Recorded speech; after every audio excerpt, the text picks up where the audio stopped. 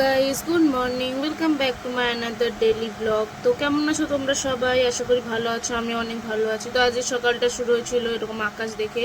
তো কিছুটা মেঘলা ছিল আর রোদও উঠেছিল ভালোভাবেই। তো আমি প্রথমে আকাশ টাকাশ দেখে যেখানে আমি ব্রাশ করে নিচ্ছি, আর আজকে অনেক উঠতে দেরি হয়ে গেছিলো। তো আমি কিছু শরীরটা ভালো ছিল না বলে একটু রেস্ট করছিলাম। তারপরে এখানে দুপুরে রান্নার জন্য আনাজপাতি কেটে নিয়েছিলাম। তো আনাজ টানাজ কেটে এদিকে একদিকে আমি ফুলকপিটা একটু হালকা নুন হলুদ দিয়ে সিদ্ধ হতে বসিয়ে দিয়েছি, আর আরেকদিকে আমি এদিকে এই যে ছোটো কড়াটাতে আলু ভাজতে বসিয়ে দিয়েছিলাম। তো রান্নাবান্না করে নিয়েছিলাম আমি।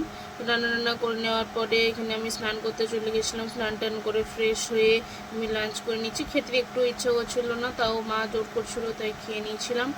তার যেহেতু আজকে নিরামিষ, তো আজকে আলু পরোটা হবে নিরামিষভাবে। তো সেটার আমি মশলাটা করে নিচ্ছি, কারণ আজকে সারাদিনে আর কিছুই করিনি। সারাদিন আমি খালি শুয়েছিলাম, কারণ এতই শরীরটা আমার খারাপ লাগছিল, এত পেটে কোমরে যন্ত্রণা করছিলো। তো ওই জন্য আমি আর কিছুই করিনি আজকে সারাদিন। মা আমার কিছু তেমন বলেও নি করতে। তো আমি এখানে আলুর জন্য মশলাটা বানিয়ে নিয়েছিলাম। তারপরে আলু টালু মেখে পুর ভরে মা যেখানে বেলে দিচ্ছিলো গোল গোলভাবে, যেহেতু আমি বেলতে পারি না।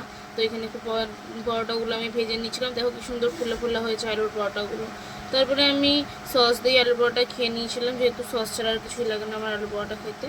তো ব্লগটা কেমন লাগলো তা জানিও, এবং ব্লগটা ভালো লাগলে একটা লাইক কমেন্ট শেয়ার আর চ্যানেলটা সাবস্ক্রাইব করে দিও। টাটা।